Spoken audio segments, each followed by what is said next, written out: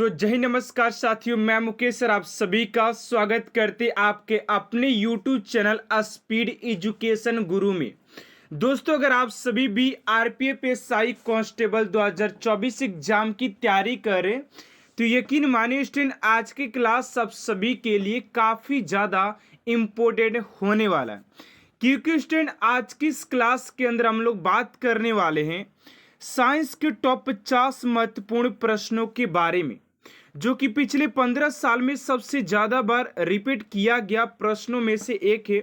और आप लोगों से एक ही रिक्वेस्ट है कि आज की इस क्लास के सारे प्रश्नों को आप लोगों को अच्छी तरीके से याद करके एग्जाम में जाना है, क्योंकि आज की क्लास आप सभी के लिए एग्जाम ओरिएंटेड होने वाला है। तो चलिए स्टूडेंट, आज की इस क्लास को स्टार्ट करते हैं पहले प्रश्न के साथ। और आप लोगों से एक ही रिक्वेस्ट है कि आप लोग हर एक प्रश्न का आंसर कमेंट बॉक्स में देते रहे, ताकि आप लोगों को एक आइडियाज लग पाए कि आप सभी ने कितना अपने तैयारी को अच्छे तरीके से कंटिन्यू कर पाए हैं। चलिए पहले प्रश्न की ओर बात करते। पहला प्रश्न आप सभी का पूछा जा रहा है कि नेत्र पर प्रकाश की मात्रा का नियमन करती है। नेत्र पर प्रकाश की मात्रा का नियमन करती है, तो राइट आंसर हो जाएगा आप सभी का उपतारा। ऑप्शन नंबर बी आप सभी का राइट आंसर हो जाएगा। चलिए अगले प्रश्न की ओर बात करते हैं। आप सभी का सेकेंड नंबर प्रश्न यहां पर पूछा जा रहा है, क्योंकि बहुत ज़्यादा दिक्कत जो होता है आप सभी के जीएस वाले प्रश्न में होता है, बिकॉज जीके के क्वेश्चन तो हर स्टूडेंट लगा देते, लेकिन जीएस वाले में स्कोर नहीं कर पाती। उसी के लिए आप सभी के लिए आज की क्लास काफी ज्यादा इंपोर्टेंट होने वाला है। चलिए अगले प्रश्न की ओर बात करते हैं कि चमगादड़ निम्नलिखित में से किस वर्ग में रखा जाता है।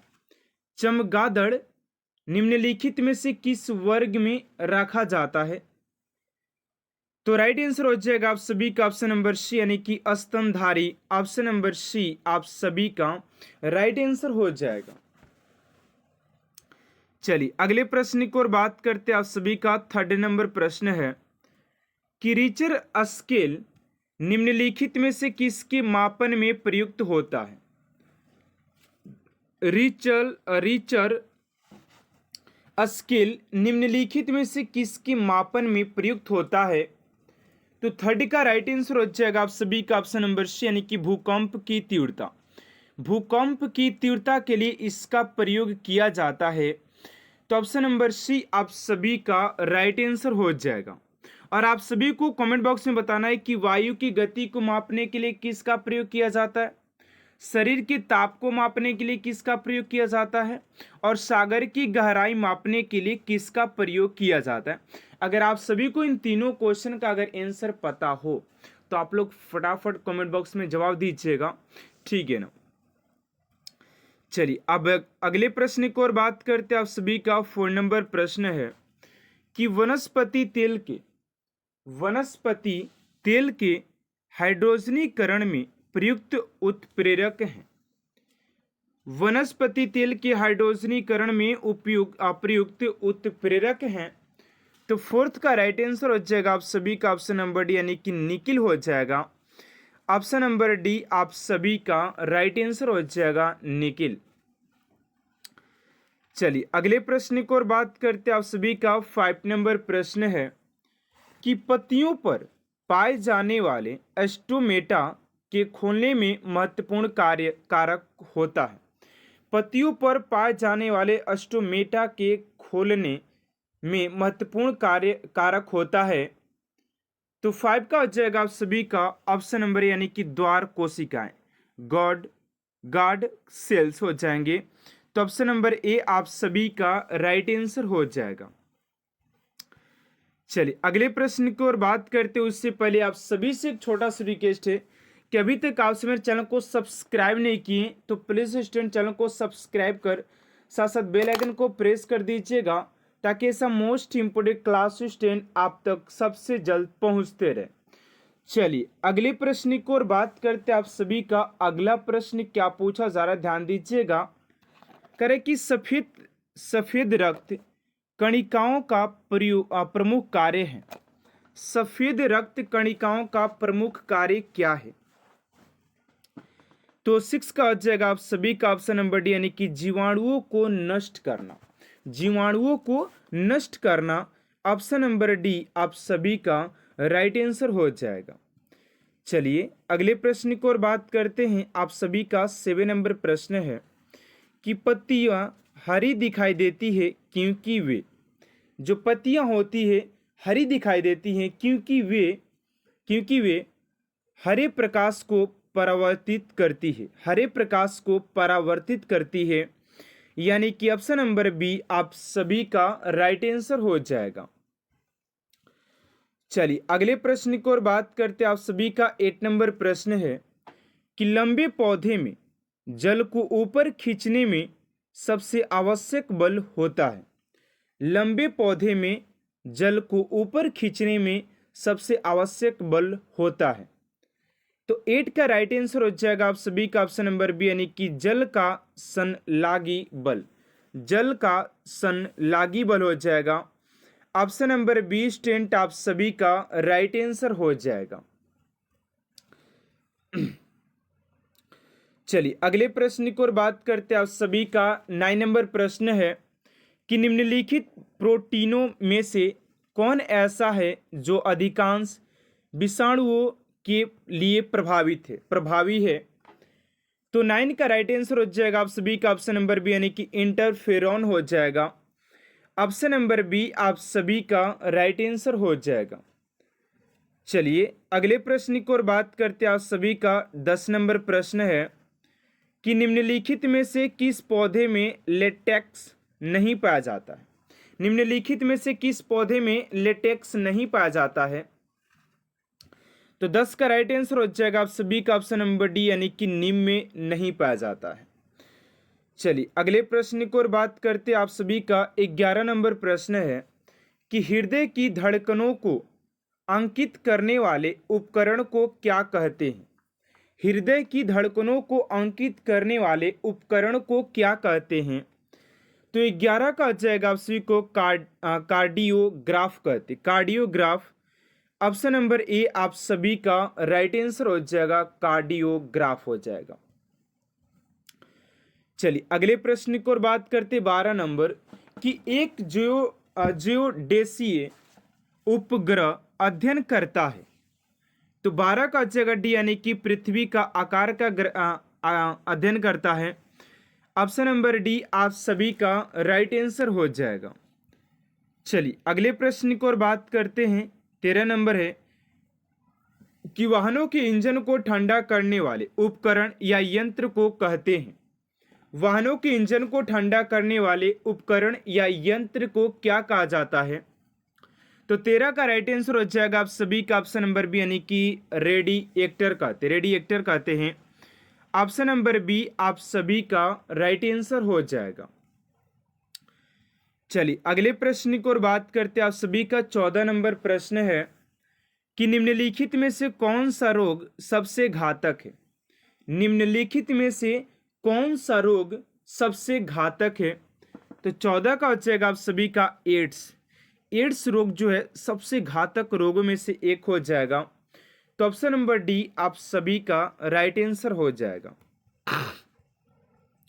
चलिए अगले प्रश्न की ओर बात करते 15 नंबर है कि त्रिविध टीका किन 3 रोगों के लिए दिया जाता है?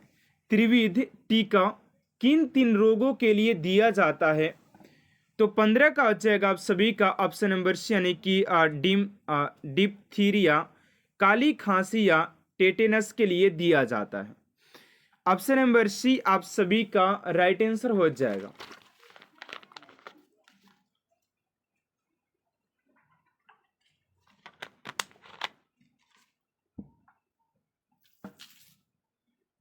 चलिए अगले प्रश्न की ओर बात करते 16 नंबर प्रश्न है कि निम्नलिखित में से कौन विद्युत का सुचालक है?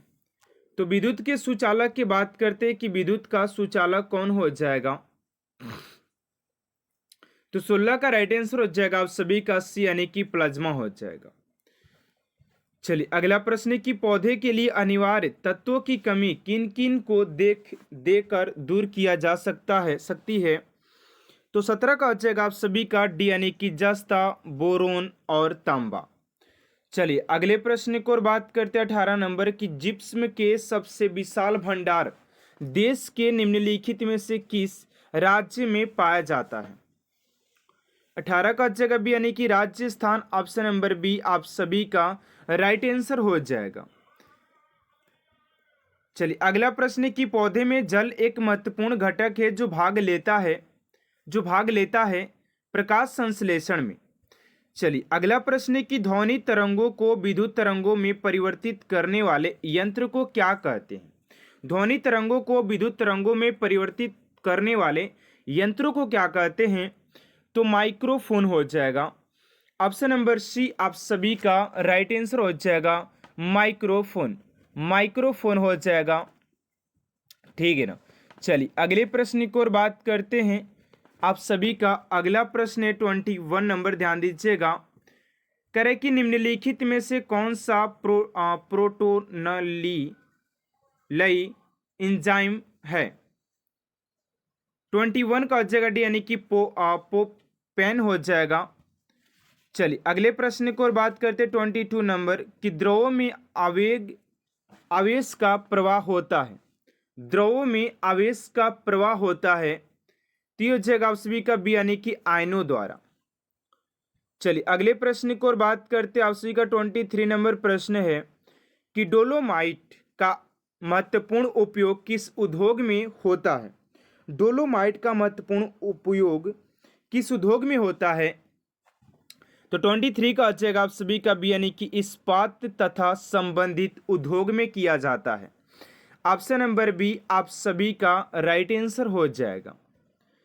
चलिए अगला प्रश्न आप सभी का 24 नंबर की वह गैस कौन सी है जो अक्रिय होते हुए भी अस्थायी नहीं है।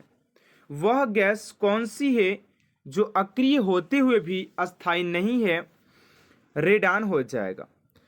चलिए अगला प्रश्न की कोशिका में माइटोकॉन्ड्रिया पाया जाता है तो हो जाएगा आप सभी का कोशिका द्रव में। अगला प्रश्न की पौधे में प्रोटीन का संश्लेषण मुख्य रूप से होता है तो विभज्योतकी तथा संग्राहक ऊतकों में। अगला प्रश्न गेहूं के दाने में पाए जाने वाली प्रोटीन को कहते हैं तो ये प्रोटीन होती है उसी के ग्लूटेनिन लीन हो जाएगा। चलिए अगला प्रश्न की विभव प्रवणता पोटेंशियल ग्रेडियंट का मापक होता है तो ओम सेमी से होता है। चलिए अगला प्रश्न की न्यूट्रॉन तथा प्रोटॉन की संख्या के योगफल को क्या कहते हैं, तो आपसी के द्रव्यमान संख्या कहा जाता है। चलिए अगला प्रश्न की निकोटीन पदार्थ किस पौधे में पाया जाता है। निकोटीन पदार्थ किस पौधे में पाया जाता है, तो यह जगह आपसी का तंबाकू में पाया जाता है। अगला प्रश्न है कि पोलियो रोग किस वर्ग के रोगाणुओं द्वारा होता है, तो विषाणु से होता है। चलिए अगला प्रश्न है कि निम्नलिखित में से किस पौधे की जड़ों पर ग्रंथियां पाई जाती है, तो डी यानी कि मटर पर पाई जाती है। अगला प्रश्न है कि टाइफाइड तथा पेचिस रोग फैलता है, तो 33 का बचेगा बी यानी कि जल प्रदूषण से। अगला प्रश्न आप सभी का कि निम्नलिखित में से कौन सा C4 पौधा है, तो ये जगह सी का मक्का जो होता है C4 पौधा होता है। चलिए अगला प्रश्न की प्राचीन चट्टानों पर अंकित होने वाले जीवों के अभिचिन्हों को कहते हैं, तो 35 का जगह सी यानी कि जीवाश्म कहते हैं। अगला कि निम्नलिखित में से कौन सा अंडा देने वाला जंतु है, चूहा, कंगारू, चमगादड़ या डॉल्फिन, तो ये हो जाएगा 36 का ऑप्शन नंबर डकविल हो जाएगा, डकविल। अगला कि वायुमंडल के दाब में होने वाले परिवर्तन को मापता है, तो 37 का बचेगा आप सभी का ए यानी कि वैरोग्राफ द्वारा। चलिए अगला प्रश्न है कि कृषि शास्त्र में किसको उन्नत किया जाता है, 38 का बचेगा आप सभी का ए यानी कि पौधे और पशुओं को। चलिए अगले प्रश्न की ओर बात करें, फ्लोरिकल्चर के अंतर्गत किसका अध्ययन किया जाता है, तो फलों का अध्ययन किया जाता है। अगला प्रश्न है कि पोमोलॉजी के अंतर्गत किसका अध्ययन किया जाता है, पोमोलॉजी, तो ये हो जाएगा आप सभी का ए यानी कि फलों को 39 का जो राइट आंसर हो जाएगा आप सभी का फूलो, सॉरी यहाँ पर फॉलो नहीं होना चाहिए, यहाँ पर फूलो होना चाहिए ना। ऑप्शन नंबर डी हो जाएगा, ना कि ऑप्शन नंबर ए। यहाँ पर ऑप्शन नंबर डी यानी कि फूलों का, और यहाँ पर फॉलो का होना चाहिए, जो कि राइट है। चलिए कोई बात नहीं, अगले प्रश्न की ओर बात करते हैं। मृदा के अध्ययन का उल्लेख करने के लिए प्रयुक्त शब्द क्या है? 41 का हो जाएगा ए यानी कि भूमि विज्ञान। अगला प्रश्न है कि जीवित चीजों पर मृदा के प्रभाव का अध्ययन मृदा विज्ञान की किस शाखा के अंतर्गत किया जाता है? तो ऑप्शन नंबर बी यानी कि एडाफोलॉजी हो जाएगा। अगला प्रश्न है कि भारतीय कृषि अनुसंधान समिति के भारतीय मिट्टी को कितने वर्गों में विभाजित किया गया है?